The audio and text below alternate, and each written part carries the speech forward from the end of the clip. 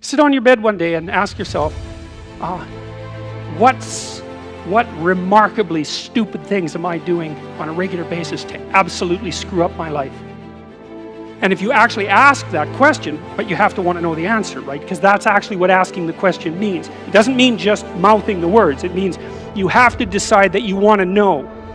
You'll figure that out so fast it'll make your hair curl. There's no better pathway to self-realization and the ennoblement of being than to posit the highest good that you can conceive of and commit yourself to it. And then you might also ask yourself, and this is definitely worth asking, is do you really have anything better to do? And if you don't, well, why would you do anything else? If you orient yourself properly and then pay attention to what you do every day, that works. And I actually think that that's in accordance with what we have come to understand about human perception, because what happens is that the world shifts itself around your aim. Because you're a creature that has an aim.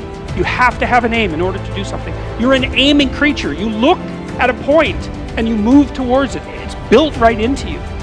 And so you have an aim. Well, let's say your aim is the highest possible aim. Well then, so that sets up the world around you. It organizes all of your perceptions. It organizes what you see and you don't see. It organizes your emotions and your motivations. So you organize yourself around that aim, and then what happens is the day manifests itself as a set of challenges and problems, and if you solve them properly, then you stay on the pathway towards that aim. And you can concentrate on the day. And so that way you get to have your cake and eat it too, because you can point into the distance, the far distance, and you can live in the day. And it seems to me that that makes every moment of the day supercharged with meaning. That's how, because if everything that you're doing every day is related to the highest possible aim that you can conceptualize, well, that's the very definition of the meaning that would sustain you in your life. Well, and then the issue is, well, back to Noah. Well, all hell's about to break loose and chaos is coming. It's like when that's happening in your life, you might want to be doing something that you regard as truly worthwhile. Because that's what will keep you afloat when everything is flooded.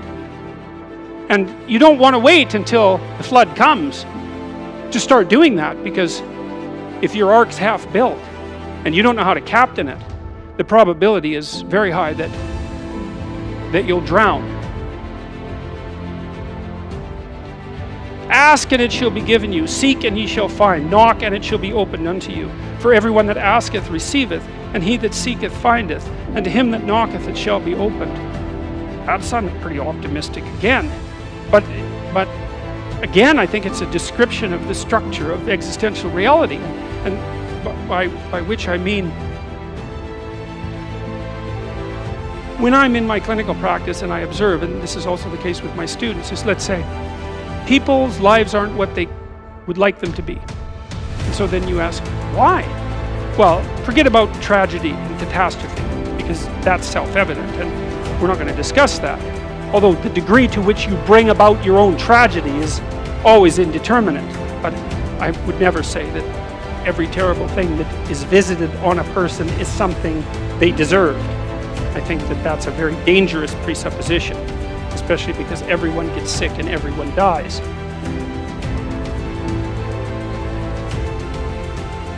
But one of the main reasons that people don't get what they want is because they don't actually figure out what it is. And the probability that you're going to get what would be good for you, let's say, which would even be better than what you want, right? Because you might be wrong about what you want easily. But maybe you could get what would really be good for you. Well, why don't you? Well, because you don't try.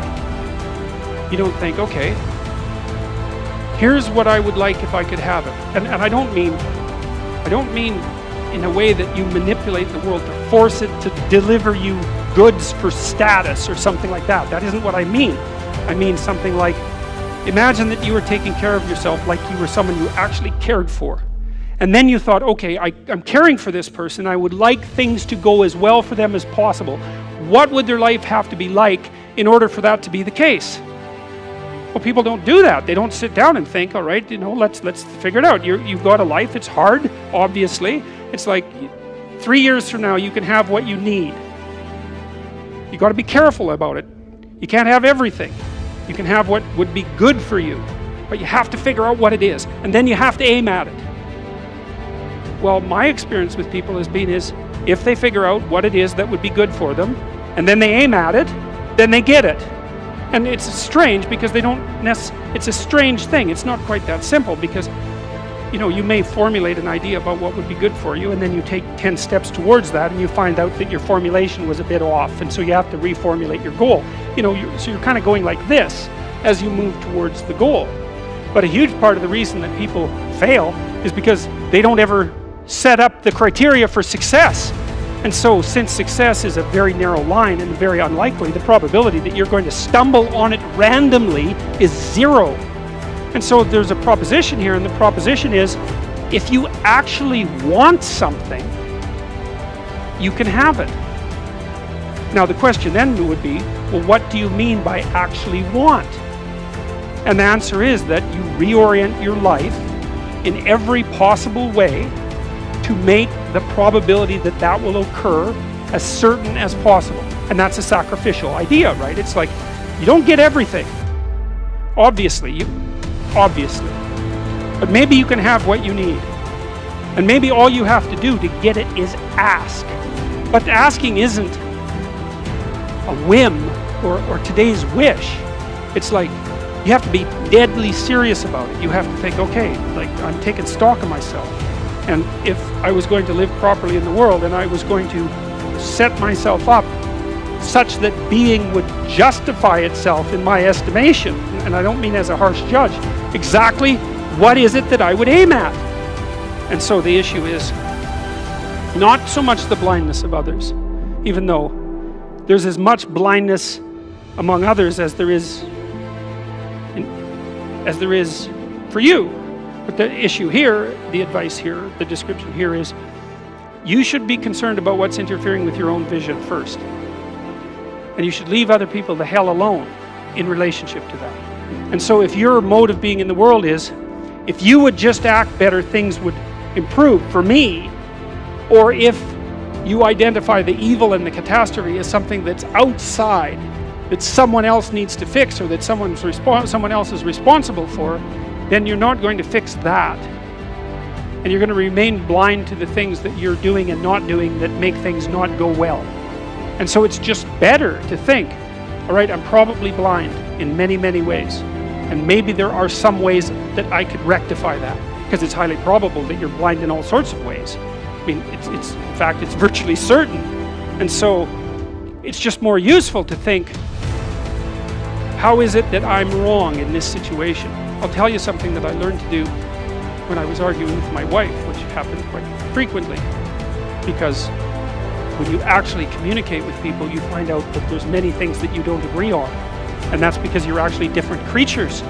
And so if you're actually going to have a truthful conversation, then you're going to find out that you don't see things the same way, and then you can either pretend that that's not the case and gloss over it and then end up in a 30-year silent war, or you can have the damn fight when you need to have it and see if you can straighten it out.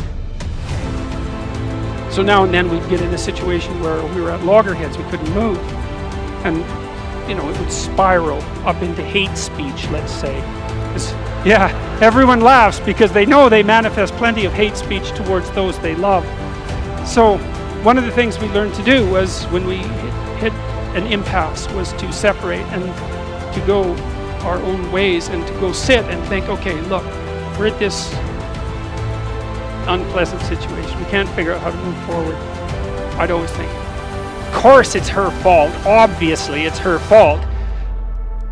At least 95%. But maybe there was something I did that contributed like 5% to it. If you do what it is that you're called upon to do, which is to lift your eyes up above the mundane, daily, selfish, impulsive issues that might beset you, and attempt to enter into a contractual relationship with that which you might hold in the highest regard, whatever that might be, to aim high and to make that important above all else in your life, that fortifies you against the vicissitudes of existence like nothing else can. And I truly believe that that's the most practical advice that you could possibly receive. The way that you fortify your faith in life is to assume the best, something like that, and then to act courageously in relationship to that. And that's tantamount to expressing your faith in the highest possible good. It's tantamount to expressing your faith in God. And it's not a matter of stating, well, I believe in the existence of a transcendent deity, because in some sense, who cares what you believe? I mean, you might and all that, but that's not the issue. It's not the issue. The issue, it seems to me, is how you act. The issue is not what you believe as if it's a set of facts, but how you conduct yourself in the world. The purpose of thinking is to let your thoughts die instead of you. It's a brilliant notion, and so the idea is something like you can conjure up a representation of yourself. You can conjure up a variety of potential representations of yourself in the future. You can lay out how those future representations of yourself are likely to prevail or fail.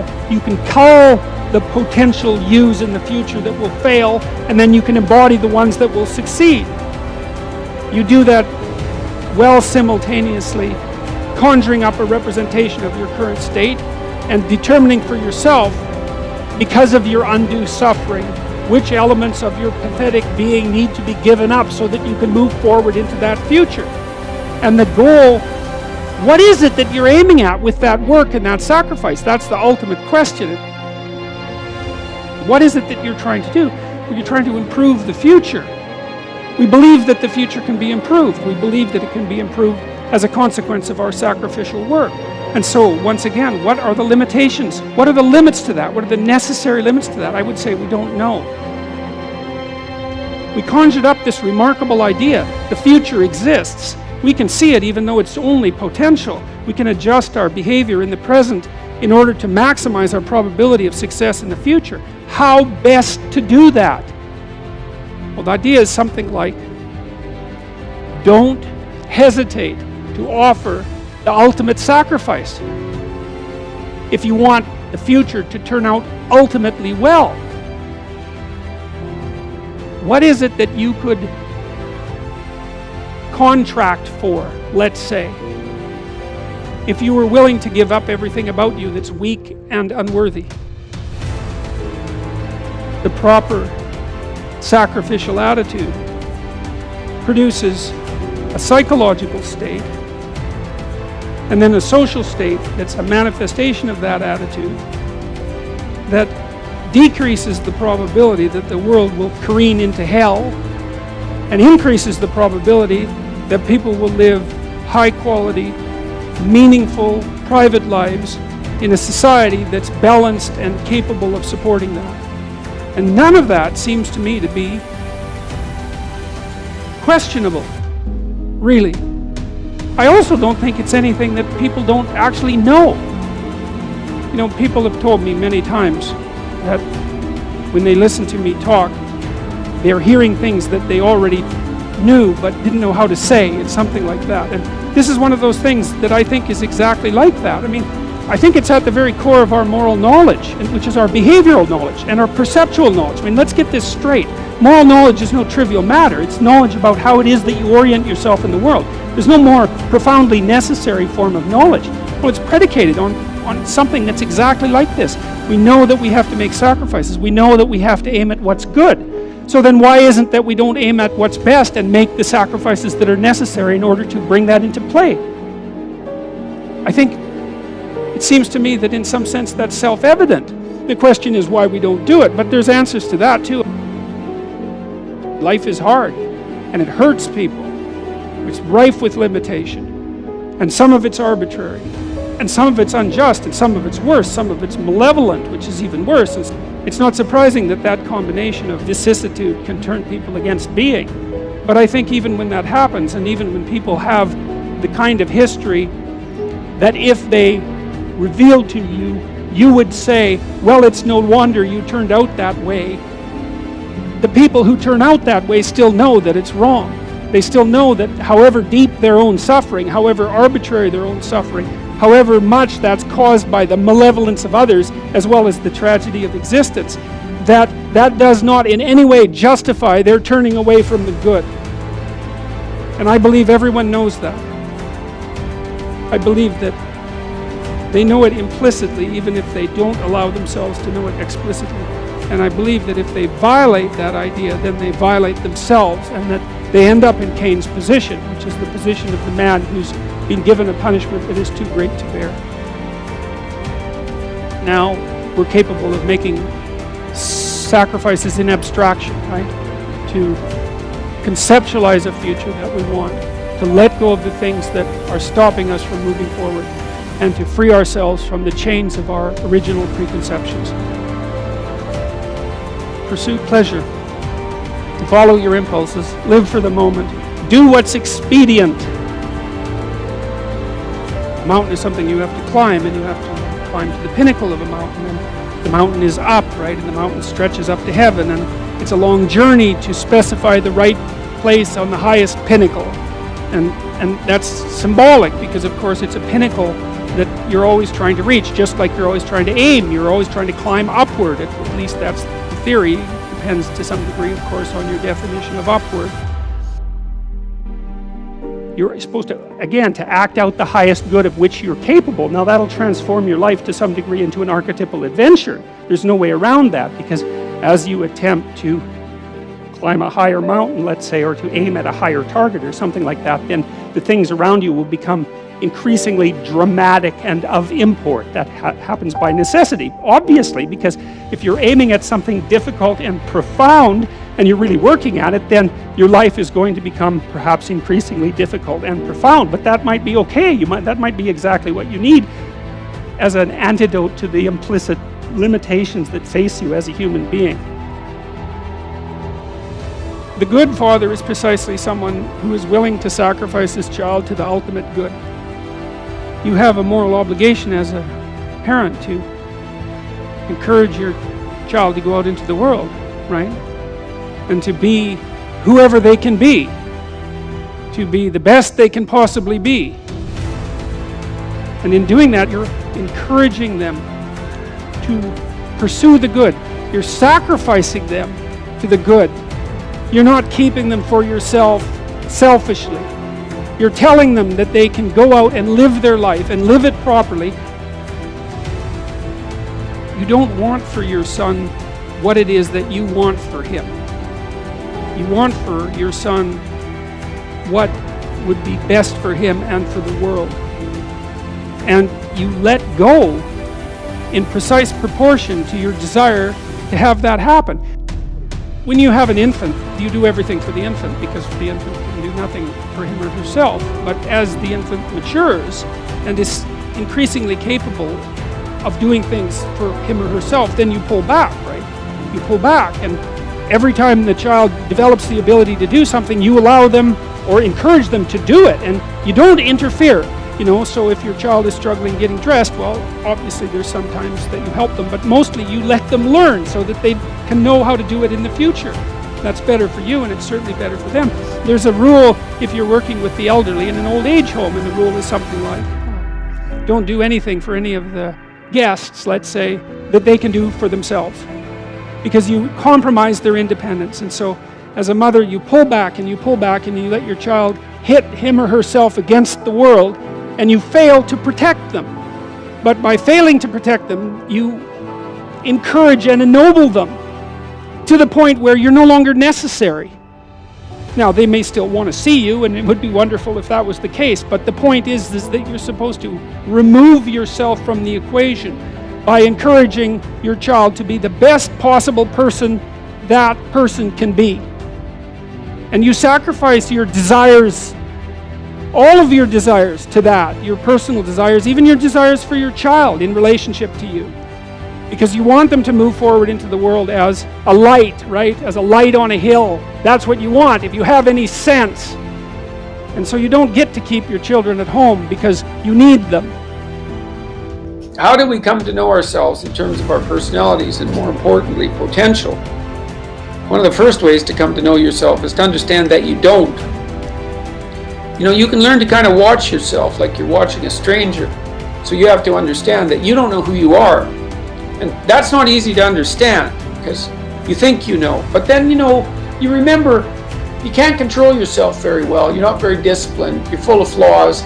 Maybe you don't know yourself as well as you think. But it's hard to get low enough to understand how deeply it is the case that you are ignorant about who you are.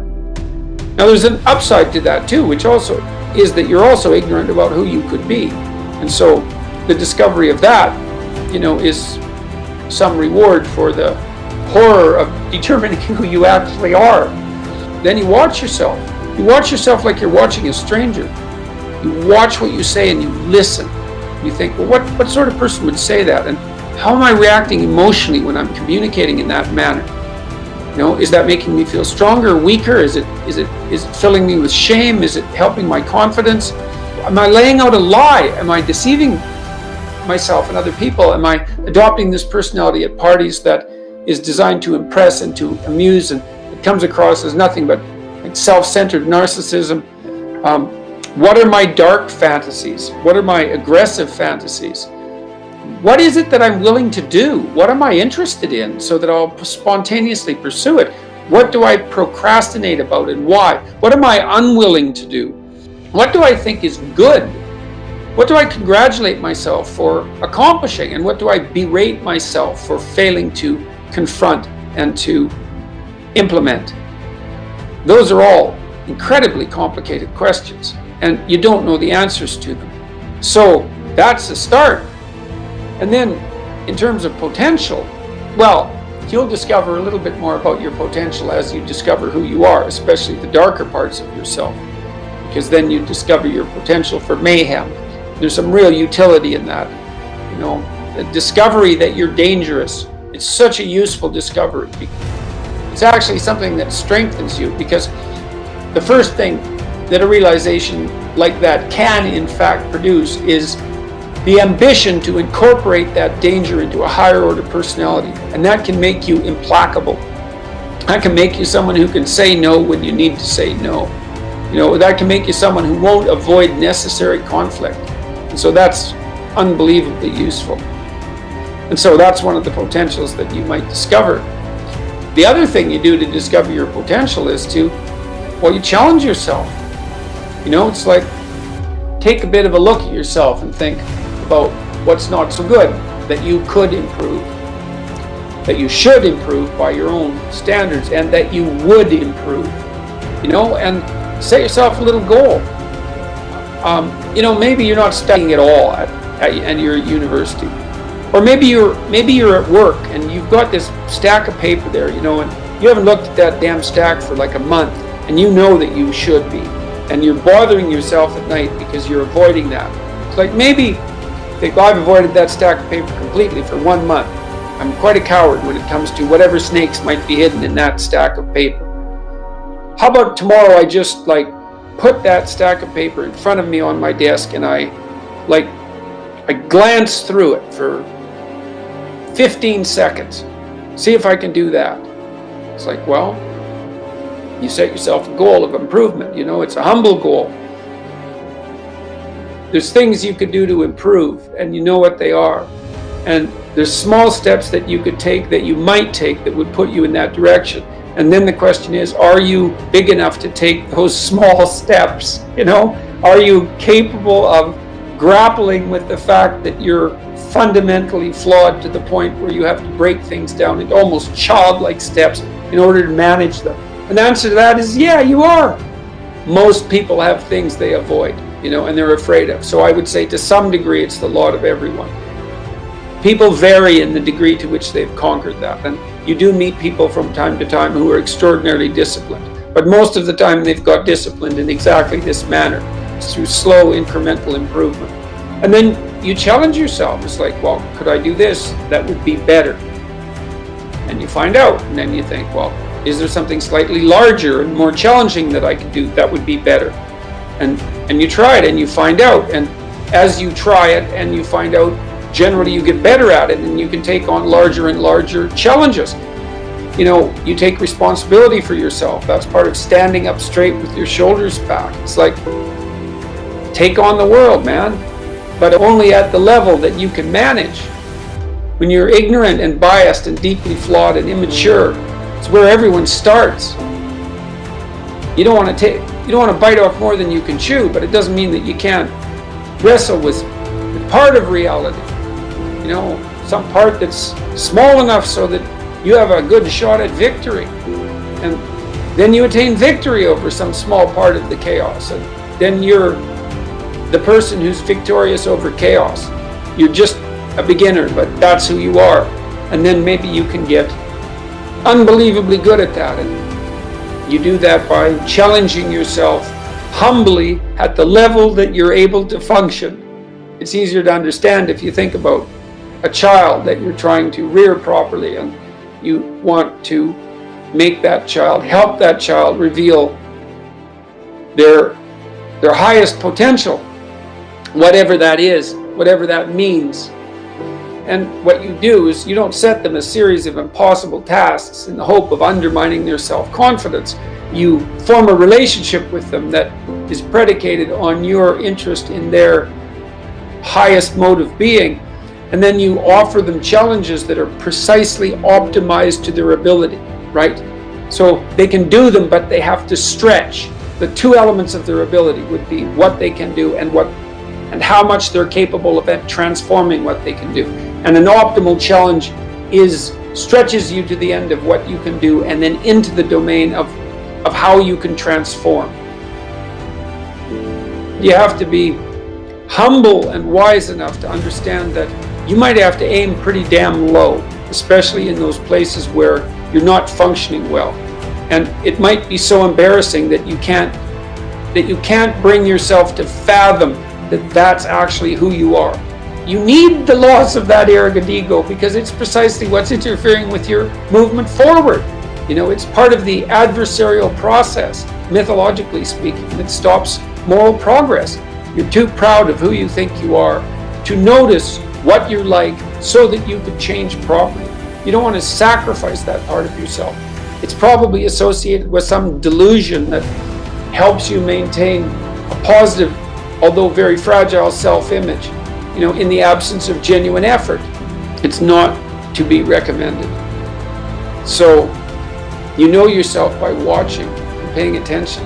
It's not thinking exactly. It's not imagination. It's watching like you're a snake. Because a snake watches like cold-bloodedly, with no emotional reaction, just to see what's there. It doesn't allow what is wanted or desired to interfere with what is observed. So you watch yourself like that, as if you don't know who you are. Well, that's the beginning. And then you challenge yourself continually to see how far past yesterday you can push today and tomorrow, and to continually experiment with expanding the domains not only of your competence but of your ability to increase that competence. The upper limit to that is proportional to the moral effort that you put into it. The more that's guided by the highest of all possible visions, right? The alliance with the highest of all possible conceivable good. The more it's accompanied by truth in speech and action, the more you will develop your potential.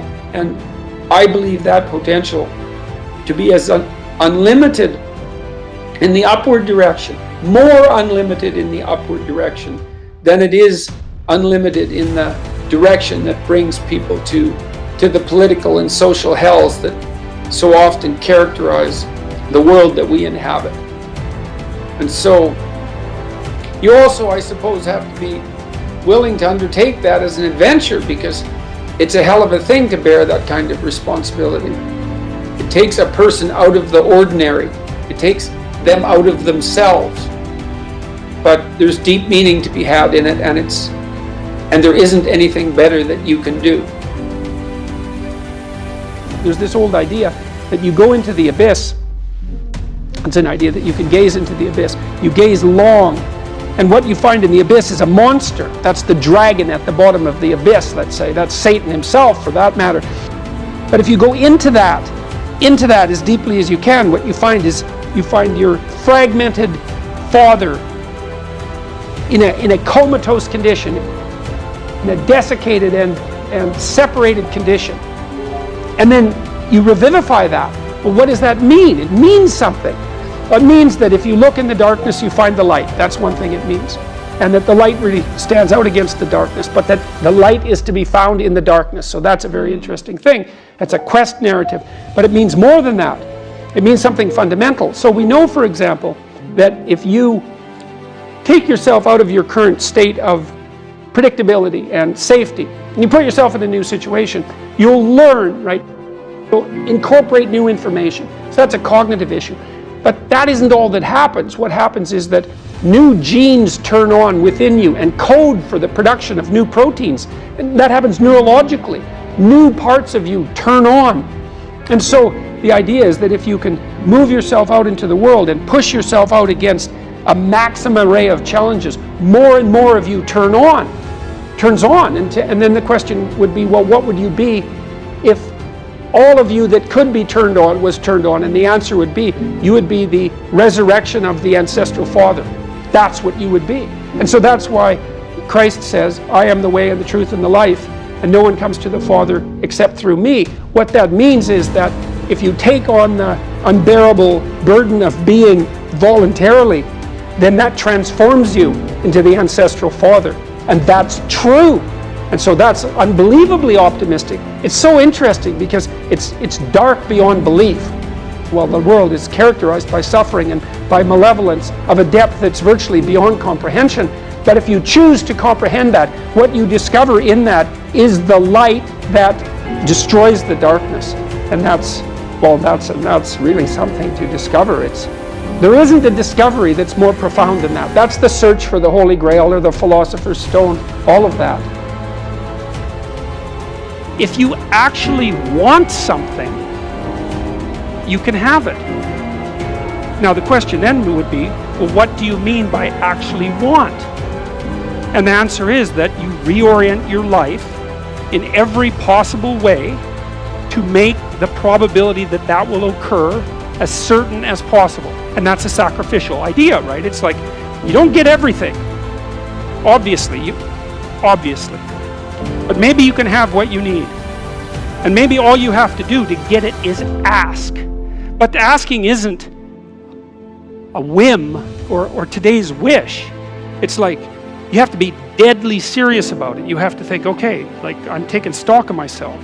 And if I was going to live properly in the world and I was going to set myself up such that being would justify itself in my estimation, and I don't mean as a harsh judge, exactly what is it that I would aim at? You could try this. This is a form of prayer, knocking. Sit on your bed one day and ask yourself, what remarkably stupid things am I doing on a regular basis to absolutely screw up my life? And if you actually ask that question, but you have to want to know the answer, right? Because that's actually what asking the question means. It doesn't mean just mouthing the words. It means you have to decide that you want to know. You'll figure that's out so fast it'll make your hair curl. You're perfectly capable of thinking. God only knows how. You're perfectly capable of immense feats of imagination and dream and fantasies. God only knows how you do all of that. What would happen if you consulted yourself about the best possible outcome for you? You might get an answer. In order for us to set things right, we have to understand that we have to take on that burden of ultimate responsibility. Not only as if it's ours, which it is, but as if there isn't anything better that we could do. And you have an ethical obligation to lift the heaviest load you can possibly conceive of. And that's the primary call to adventure in life. You need a meaning in your life to forestall the suffering and to make you strong enough to resist malevolence.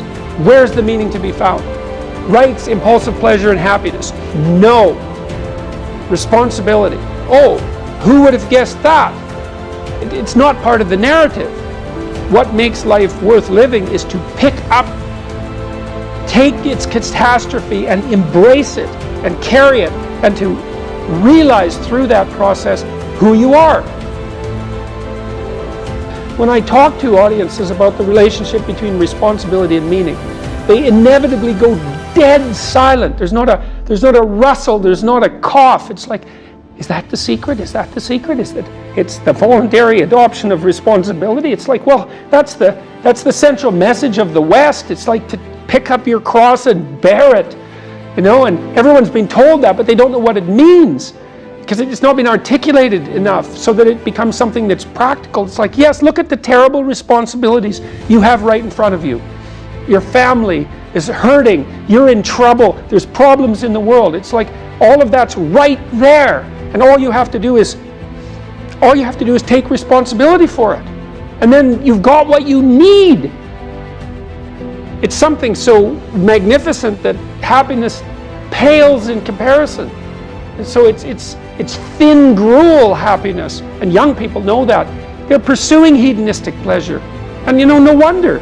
But there's nothing in it that's sustaining, and all it does is make you cynical. It's like, that's all there is? Another one-night stand? Another binge party? And it's not like I have anything in principle, against some of that exuberant, youthful hedonism. Look, the universities have turned into places of parties. Why? Well, because that's what the students find best to do there.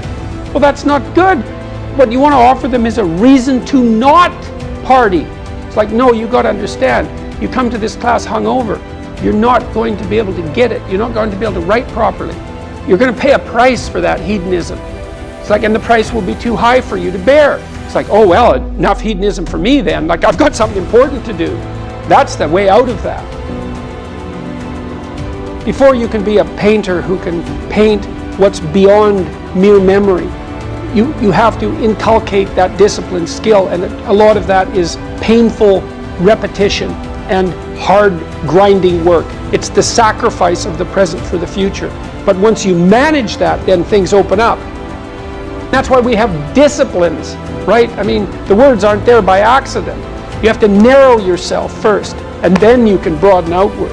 And so that's part of the process of maturation. That's part of the sacrifice of childhood. Say, in childhood you're nothing but potential, but it's not realized and you don't know how to realize it. And so then the question is, well, how do you get to a point where you realize the potential? And the answer is, you sacrifice almost all of it to a single direction.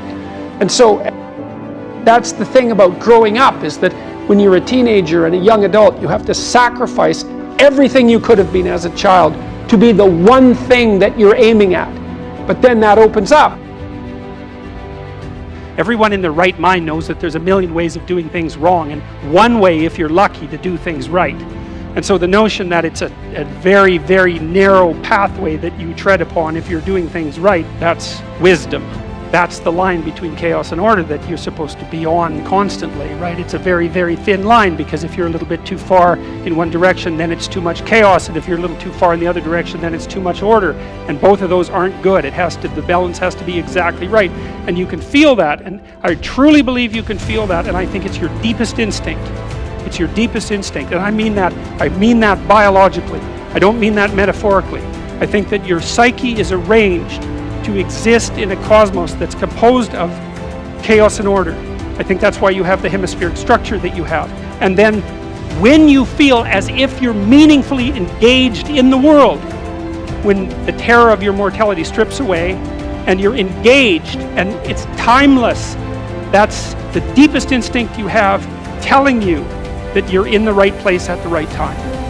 And then what you do is practice being there, and that's that narrow spot that's so difficult to find. You wander around it. Maybe if you're lucky, you can watch. This is an experiment. Watch yourself for 2 weeks, like you don't know who you are, because you don't. So watch yourself for 2 weeks and notice there's going to be times when things are proper. They're arrayed properly for you. It's not easy to notice, because when they're arrayed like that, you're so engaged, you don't exactly notice, But you'll see, oh, I'm in the right place. It's like, okay, how'd I get here? What am I doing right? How is it that this could happen more often? I'd like this to happen more often. How would I have to conduct myself in order for that to happen more often? And then you practice that, and then maybe instead of 10 minutes a month or 10 minutes a week, it's like 15 minutes a day, and then it's half an hour a day, and then it's an hour a day, and then it's 4 hours a day. And maybe if you're extraordinarily careful, then you get to a point where you're like that a good proportion of the time. You are not the master of your own house. There are spirits that dwell within you, meaning you have a will and you can exercise a certain amount of conscious control over your being, but there are all sorts of things that occur within you that seem to be beyond your capacity to control. Your dreams, for example, that's a really good example, or your impulses, for example. You might think of those as so foreign from you that you don't even want them to be part of you. But more subtly even, how about what you're interested in, what compels you? Where does that come from? Exactly. Because you can't conjure it up of your own accord, So if you're a student and you're taking a difficult course, you might say to yourself, well, I need to sit down and study for 3 hours. But then you sit down and that isn't what happens. Your attention goes everywhere. And you might say, well, whose attention is it then if it goes everywhere? Because you say it's your attention. It's like, well, if it's your attention, maybe you would be able to control it, but you can't. And so then you might think, well, Jen, just exactly what the hell is controlling it? And you might say, well, it's random. Well, it better not be random. I can tell you that. That happens to some degree in schizophrenia. There's an element of randomness in that. It's not random. It's driven by the action of phenomena that I think are best considered as something like subpersonality. You can't make yourself interested in something. Interest manifests itself and grips you. That's a whole different thing. And so what is it that's gripping you? And how do you conceptualize that? Is that a divine power? Well, it's divine as far as you're concerned because it grips you and you can't do anything about it. And so there's a calling in you towards what you're compelled by and what you're interested in. And sometimes that might be very dark and sometimes not. But you're compelled forward by your interest. And so the idea that what moves you away from your country and your father's house and the comforts of your childhood home is something that's beyond you and that you listen to and hearken to. That's exactly right. And you can say, well, I don't want to call that God. It's like, it doesn't matter what you call it exactly. It doesn't matter to what it is, what it's called. It still is. And if you don't listen to it, that's the other thing. If you don't listen to it, and I've been a clinician and talked to enough people now, as old as I am, to know this absolutely. If you do not listen to that thing that beckons you forward, you will pay for it like you cannot possibly imagine.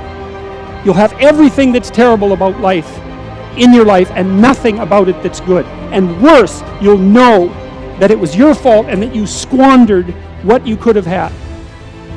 So, this is not only a calling forth, but a warning. One of the things that I've noticed in my life is that nothing I've ever done was wasted. And by done, I mean put my heart and soul into, like attempted with all of my effort.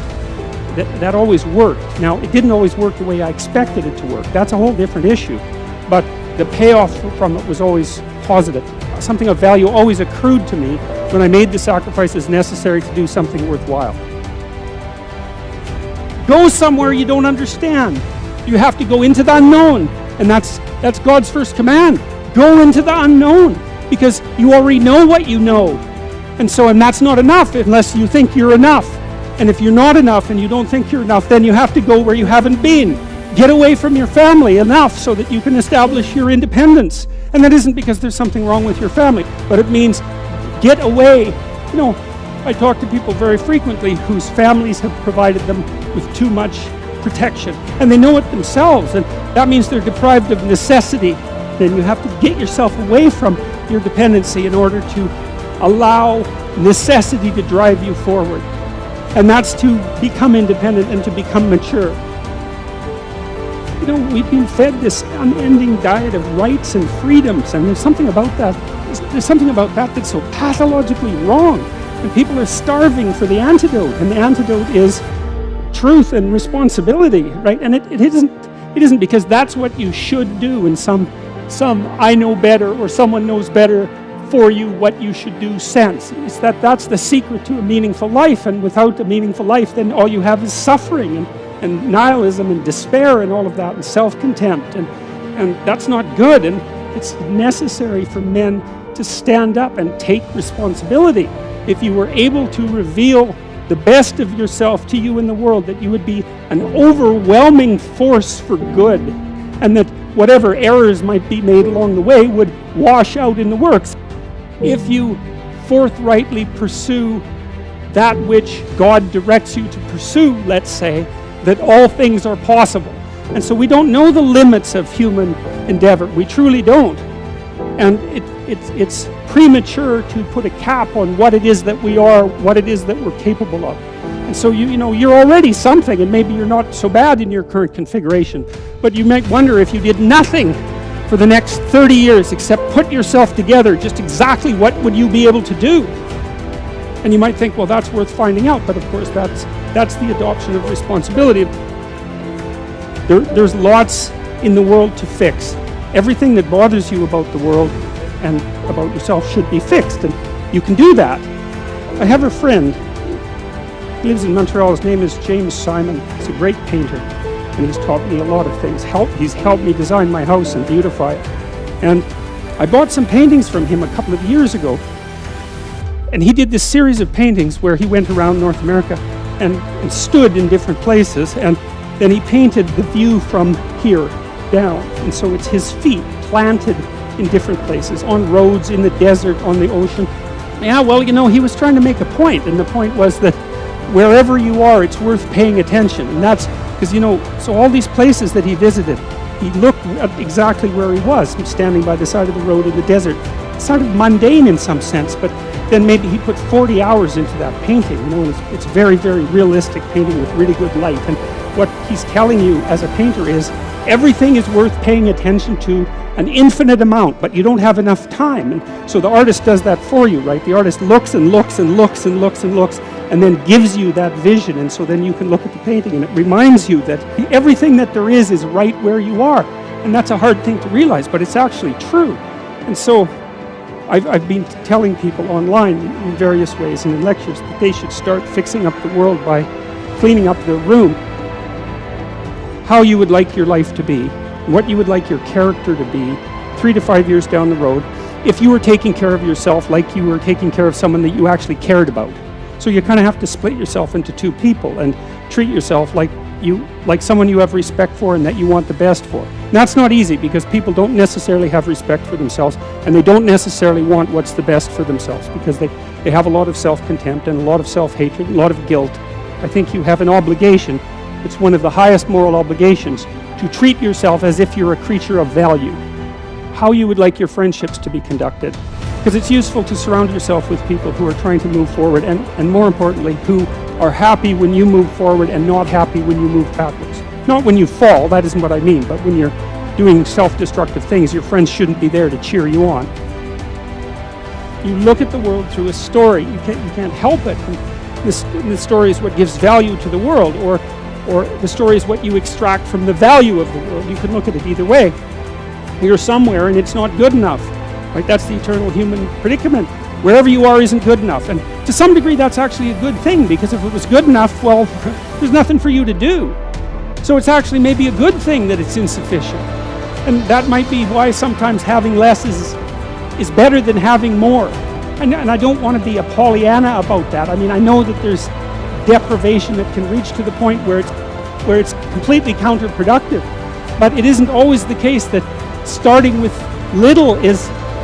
If you start with little, you start with more possibility. It's something like that. So you move always from what's unbearable about the present to some better future, right? And if you don't have that, then you have nothing but threat and negative emotion. You have no positive emotion, because the positive emotion is generated in the conception of the better future and then the evidence that you generate yourself that you're moving towards it. That's where the positive and fulfilling meaning of life comes. So you want to set up this structure properly. It's very, very important. And so what it means is that you want to be going somewhere that's good enough so that the going is worth the while. And you can ask yourself that. And well, we know what's wrong with life. It's rife with suffering and insufficiency and deception and evil. It's all of that, obviously. Okay, what would make the journey worthwhile? Well, you can ask yourself that. It's like, all right, in order to bear up under this load, what is it that I would need to be striving to attain? And if you ask yourself that, that's to knock. And and the door will open. That's what that means. If you ask yourself that, then you will find an answer, and you'll shrink away from it. You'll think, well, there's no way I could do that. It's like, well, you don't know what you could do. You don't know what's possible. And you're not as much as you could be. And so God only knows what you could do and have and give if you sacrificed everything to it. You have to sacrifice that which is most valuable to you currently that's stopping you. And God only knows what that is. It's certainly the worst of you. It's certainly that. And God only knows to what degree you're in love with the worst of you. Resentment is a key human motivation, and I would say it's a great teacher. To listen to your resentment is one of the best things you can possibly do. Resentment only means one of two things. It means either like shut the hell up, grow up, quit whining and get on with it. That's one thing it means. Or someone is playing the tyrant to you, might even be you. You have something to say and do that you should say and do to put it to a stop. And so maybe resentment can show you the pathway to doing that. Like a resentful person wants other people to change. And if you're resentful, then your motivations aren't trustworthy. In fact, they're very, very dark. And what should you do instead? How do you treat your own resentment? I would say, well, Solzhenitsyn, who I'm a great admirer of Solzhenitsyn, his book, The Gulag Archipelago, was one of the things that brought down the Soviet Union. And he said that one man who stopped lying could bring down a tyranny. And, he said that with some authority.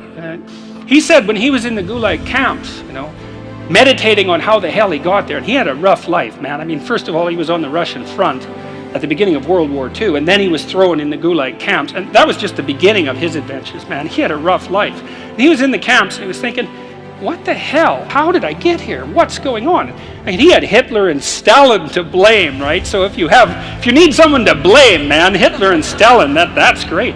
But that isn't what he did. He said he meditated for a while once he realized that he might have something to do with, in some strange way, with the way things turned out for him. And he said he went over his life with a fine-tooth comb in his memory. He thought, okay, where did I go wrong? But by my own judgment, when there was a path in front of me, when did I take the path that I knew I shouldn't take? Because you all know that, right? You know.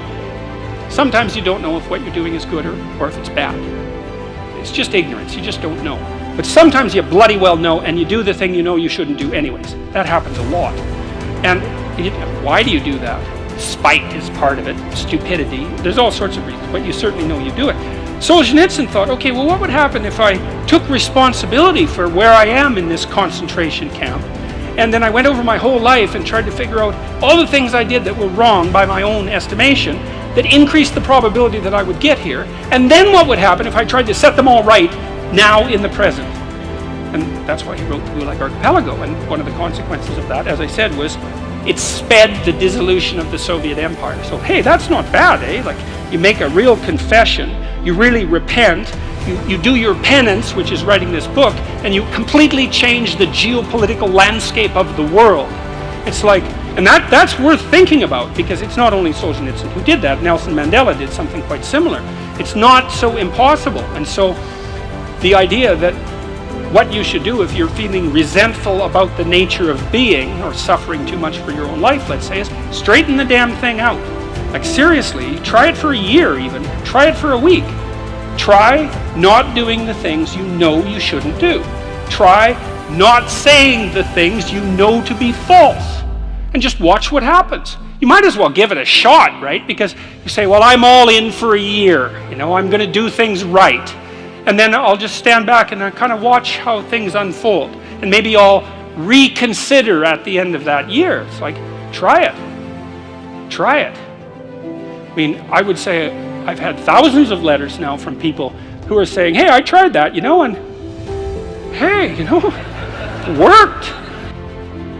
I read this great line in a T.S. Eliot play called The Cocktail Party. And in it, this woman comes up to a psychiatrist and she says, I'm having a really rough time of it. I'm suffering badly. My life is not going well. And then she says, I hope that there's something wrong with me. And the psychiatrist says, what the hell do you mean by that? And she says, well, here's how I look at it. There's either something wrong with the world, and I'm just in it and that's how it is. And then, like, what am I going to do about that? Because it's the whole world. Or maybe I could be fortunate and there's something wrong with me that's causing all this unnecessary suffering. And if I could just set it right. I could learn and I could set it right. And so, well, I've been thinking about that for a very long time. And I think, well, if your life isn't going the way it is, you can find someone else to blame, which is pretty convenient for you and also relatively easy. Or you could think, okay, I don't like life. I don't like the way my life is unfolding. Maybe I don't like life in general because it's tragic and tainted with evil. How do I know if my judgment is accurate? And the question is, well, have I really done everything I possibly could to set my life straight? Because maybe I shouldn't be judging its quality or the quality of life itself or being itself for that matter if I haven't done everything I possibly could to set my life straight. Well, so there's a task. The humility element is, it took me a long time to understand why there's religious injunctions supporting humility. To even understand what the word really meant in that sort of technical sense. And it means something like this. It means what you don't know is more important than what you know. Then what you don't know can start to be your friend, you see. People are very defensive about what they know. But the thing is, you don't know enough. And you can tell you don't know enough because your life is not what it could be, and neither is the life of the people around you. You just don't know enough.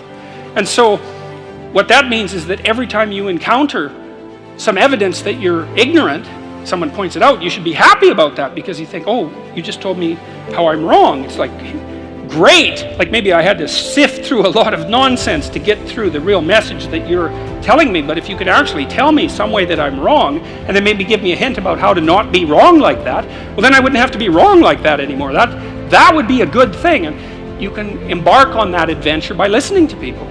And if you listen to people, they'll tell you amazing things if you listen to them, and many of those things are little tools that you can put in your toolkit like Batman, and then you can go out into the world and use those tools and you don't have to fall blindly into a pit quite as often. And so the humility element is, well, do you want to be right or do you want to be learning? And it's deeper than that. It's, do you want to be the tyrannical king who's already got everything figured out?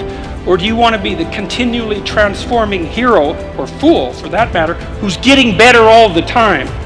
And that's actually a choice, It's a deep choice. And it's better to be the self-transforming fool who's humble enough to make friends with what he or she doesn't know and to listen when people talk. And listening is a transformative exercise. Like if you listen to the people in your life, for example, if you actually listen to them, they'll tell you what's wrong with them and how to fix it and what they want. They can't even help it if you start listening, because people are so shocked if you actually listen to them that they tell you all sorts of things that they might not have even intended to, things they don't even know. And then you can work with that. And the other thing that's so interesting, now and then you have a meaningful conversation, right? You have a good conversation with somebody, you walk away and you think, geez, we really connected, and I know more than I did when I came away from that conversation. And during the conversation, you're really engrossed in it. And that feeling of being engrossed is a feeling of meaning, and the feeling of meaning is engendered because you're having a transformative conversation. So your brain produces that feeling of meaning for you. It says, oh yeah, this is exactly where you should be right here and now. It's the right place and time for you.